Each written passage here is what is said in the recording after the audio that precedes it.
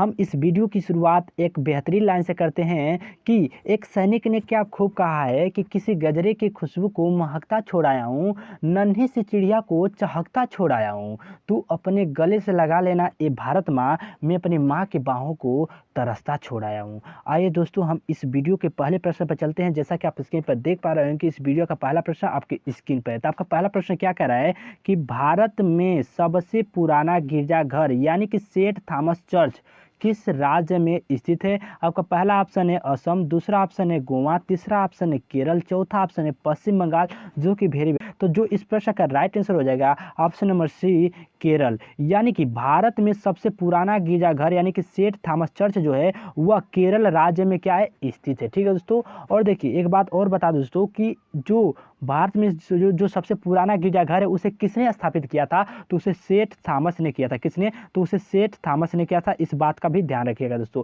और जो यह भारत में जो सबसे पुराना गिरजाघर है वह कहाँ पर स्थित है? तो वह केरल के थ्रिशूर जिले में स्थापित है। ठीक है दोस्तों, इस बात का भी ध्यान रखिएगा। अब हम चलते हैं अगले प्रश्न पर। जैसा कि आप स्क्रीन पर देख सकते हैं, आपका अगला प्रश्न आपके स्क्रीन पर है। तो आपका अगला प्रश्न क्या कह रहा है दोस्तों? तो आपका अगला प्रश्न कह रहा है कि पुरी में रथ यात्रा किसके सम्मान में आयोजित की जाती है?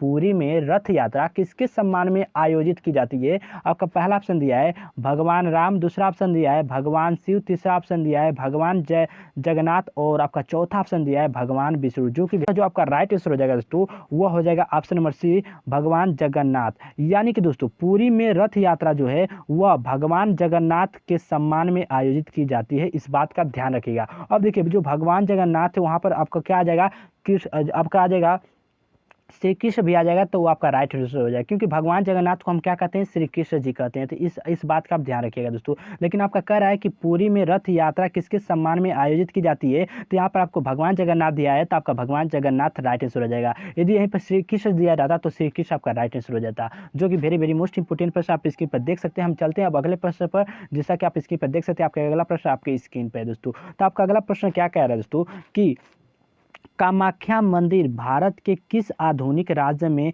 स्थित है? जो कामाख्या मंदिर है वो भारत के किस आधुनिक राज्य में स्थित है? आपका पहला ऑप्शन दे रहा है मेघालय, दूसरा ऑप्शन है मणिपुर, तीसरा ऑप्शन है नालंदा और चौथा ऑप्शन है असम। का जो आपका राइट आंसर हो जाएगा दोस्तों वो ऑप्शन नंबर डी, असम। यानी कि कामाख्या मंदिर भारत के असम आधुनिक राज्य में क्या है, स्थित है। जो कामाख्या मंदिर है वो भारत के असम आधुनिक राज्य में क्या है दोस्तों, स्थित है। इस बात का ध्यान रखिएगा। और जो असम है दोस्तों वह असम की आपकी राजधानी क्या होती है? तो दिसपुर होती है। क्या होती है? तो आपकी दिसपुर होती है असम की राजधानी। ठीक है दोस्तों, इस बात का भी आप ध्यान रखिएगा। ठीक है दोस्तों। और देखिए दोस्तों यहाँ पर जो कामाख्या मंदिर है वो कहाँ किस पर्वत पर स्थित है दोस्तों? जो कामाख्या मंदिर है वह किस पर्वत पर स्थित है? तो जो कामाख्या मंदिर है वह नीलांचल पर्वत पर स्थित है। किस पर्वत पर? तो नीलांचल पर्वत पर। इस बात का भी ध्यान रखिएगा। ठीक है दोस्तों, नीलांचल पर्वत पर स्थित है। अब हम चलते हैं अगले प्रश्न पर। जैसा कि आप स्क्रीन पर देख सकते हैं, आपका अगला प्रश्न आपकी स्क्रीन पर। तो आपका अगला प्रश्न क्या कह रहा है दोस्तों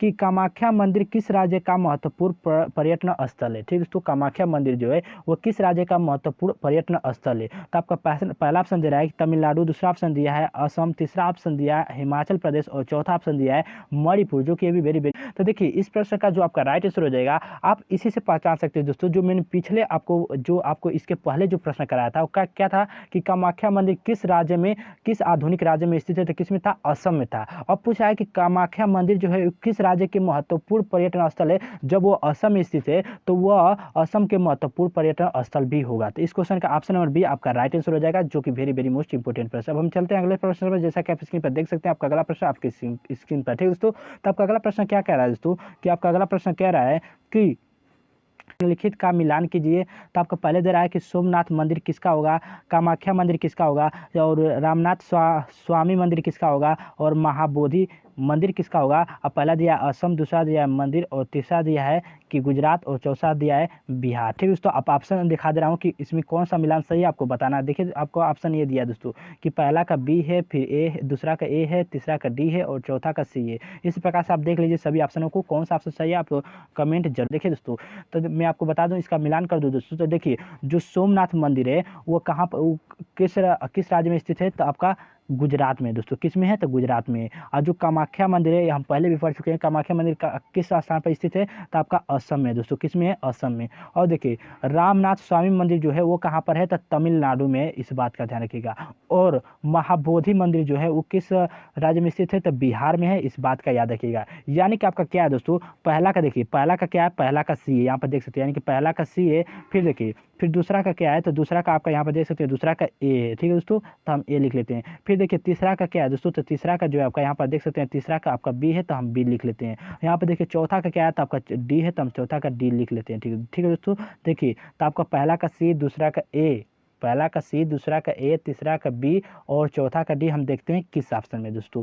तो हम देखते हैं दोस्तों, तो यहाँ पर देख सकते हैं आप कि पहला का क्या था ए, दूसरा सॉरी दोस्तों, पहला का सी था, दूसरा का ए था और तीसरा का बी था और चौथा का डी है। वो ऑप्शन नंबर किस में है तो ऑप्शन नंबर सी में है। इस क्वेश्चन का आपका सी राइट आंसर है। आप देख सकते हैं कि पहला का क्या था तो सी था, दूसरा का क्या था तो ए था और तीसरा का क्या था बी था और चौथा का क्या था डी था। तो इस क्वेश्चन का ऑप्शन नंबर सी आपका राइट आंसर है। इस चैनल को सब्सक्राइब नहीं किए तो इस चैनल को सब्सक्राइब करके इस चैनल से जुड़ जाए, क्योंकि इस चैनल पर हम चलते हैं अगले प्रश्न पर। जैसा कि आप स्क्रीन पर देख सकते हैं, आपका अगला प्रश्न आपकी स्क्रीन पर है दोस्तों। तो आपका प्रश्न क्या कह रहा है कि हिंदुओं का तीर्थ स्थल सबरीमाला किस राज्य में स्थित है।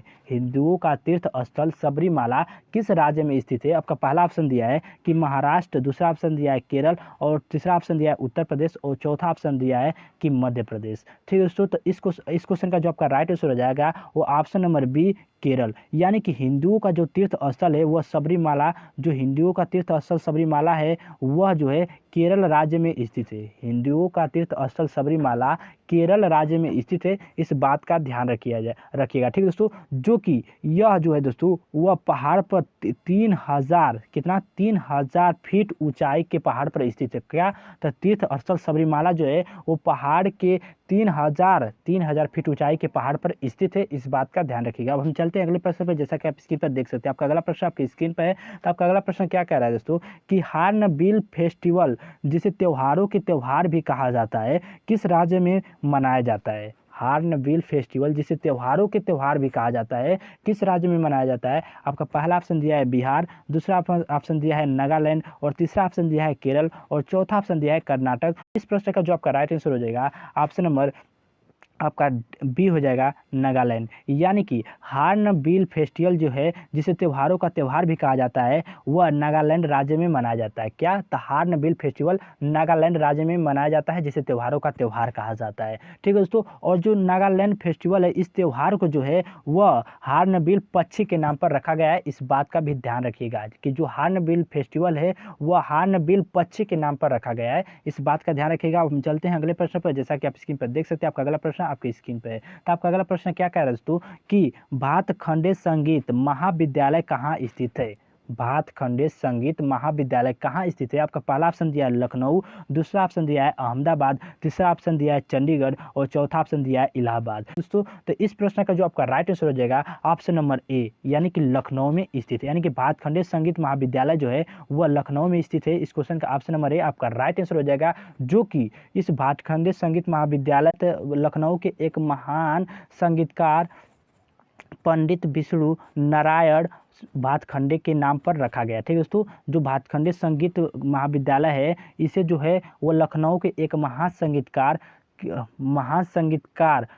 पंडित विष्णु नारायण भातखंडे के नाम पर रखा गया है, इस बात का ध्यान रखिएगा। अब हम चलते हैं अगले प्रश्न पर। लेकिन आपका प्रश्न क्या कर रहा था कि भातखंडे संगीत महाविद्यालय कहाँ स्थित है। तो जो भातखंडे संगीत महाविद्यालय है वह लखनऊ में स्थित है। इस क्वेश्चन का ऑप्शन नंबर ए आपका राइट आंसर है। अब हम चलते हैं अगले प्रश्न पर। जैसा कि आप स्क्रीन पर देख सकते हैं, आपका अगला प्रश्न आपकी स्क्रीन पर है। तो आपका अगला प्रश्न क्या कह रहा है कि मत्तनचेरी पैलेस कहाँ स्थित है। मत्तनचेरी पैलेस कहाँ स्थित है। आपका पहला ऑप्शन दिया है पश्चिम बंगाल, दूसरा ऑप्शन दिया है केरल और तीसरा ऑप्शन दिया है राजस्थान और चौथा ऑप्शन दिया है कर्नाटक। दोस्तों तो इस प्रश्न का जो आपका राइट आंसर हो जाएगा ऑप्शन नंबर बी, यानी कि केरल। यानी कि मत्तनचेरी पैलेस जो है वह केरल राज्य में स्थित है, इस बात का ध्यान रखिएगा। यानी कि इस क्वेश्चन का ऑप्शन नंबर बी आपका राइट आंसर हो जाएगा। और इस बात का भी ध्यान रखिएगा कि भारत की सबसे पुरानी, जो मैंने आपको पहला क्वेश्चन कराया था, देखिए इस केरल में आपका तीन आपका क्वेश्चन इस वीडियो में। ठीक दोस्तों, यानी कि भारत के सबसे पुरानी गिरजाघर कहाँ स्थित है तो केरल में स्थित है। और जो था दोस्तों, और आपका क्या था, जो कि तीर्थ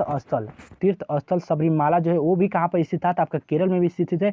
और यह मत्तनचेरी पैलेस कहाँ स्थित है, तो आपका केरल में भी स्थित है। इस बात का ध्यान रखिएगा, ठीक है दोस्तों। यानी कि आपको इस प्रश्न में कौन सा राइट आंसर हो जाएगा, तो मत्तनचेरी पैलेस कहाँ स्थित है, तो केरल में स्थित है। इस क्वेश्चन का ऑप्शन नंबर बी आपका राइट आंसर है। अब हम चलते हैं अगले प्रश्न पर, जैसा कि आप स्क्रीन पर देख सकते हैं। आपका अगला प्रश्न आपकी स्क्रीन पर है दोस्तों। तो आपका अगला प्रश्न क्या कह रहा है कि प्रसिद्ध वार्षिक गंगा सागर मेला, प्रसिद्ध वार्षिक गंगा सागर मेला भारत के किस राज्य में आयोजित किया जाता है।